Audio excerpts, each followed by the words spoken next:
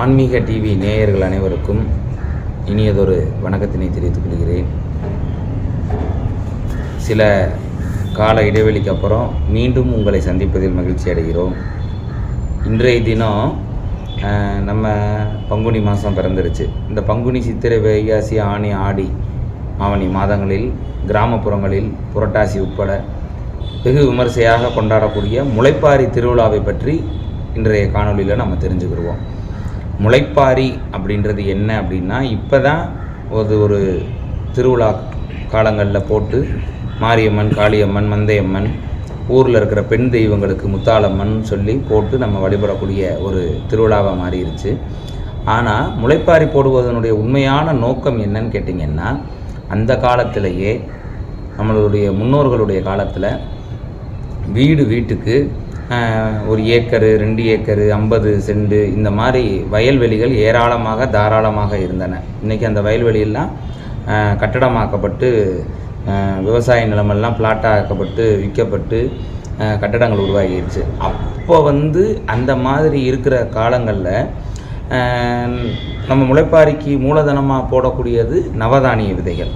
அப்போ நவதானிய விதைகளை எடுத்து முதலாக எந்த ஒரு செயல் நம்ம செஞ்சாலும் இறைவனுக்கென்று ஒரு தடவை நம்ம முதல் பங்கு இறைவனுக்கு தான் கொடுப்போம்.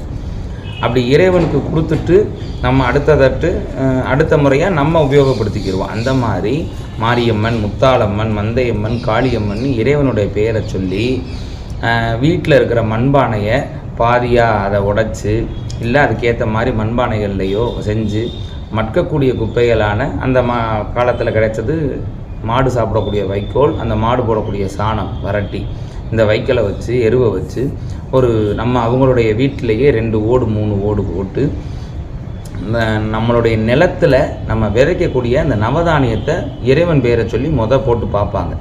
அப்படி போட்டு பார்த்து ஒரு வாரம் 10 நாள், கரெக்டாக 8 நாள்லேருந்து 10 நாள் வரைக்கும் அதை வச்சுருந்து சாமி பேரை சொல்லி வளர்த்து தண்ணி ஊற்றி வளர்த்து பார்ப்பாங்க. வெயில் படாத இடத்துல. அந்த காலத்தில் முக்கால்வாசி அனைத்து வீடுமே குடிசை வீடு, கூரை வீடு தான். அதனால் வெயிலின் தாக்கம் இருக்காது. அப்படி கூரை வீட்டுக்குள்ளே போட்டு வளர்த்து பார்த்து அந்த தானியத்தினுடைய வளர்ச்சி தன்மையை அந்த ஒரு வாரம் ஓட்டில் போட்டு இந்த ஒரு வாரத்தில் பார்ப்பாங்க. இந்த தானியம் நல்ல தானியமாக இருந்தால் நல்லா வளர்ந்துடும். அப்புறமா இந்த தானியத்தை எடுத்து தன்னுடைய விவசாய வயல் நிலங்களில், விளைச்சல் நிலங்களில் போட்டு அதற்கான மகசூலை பெறுவாங்க.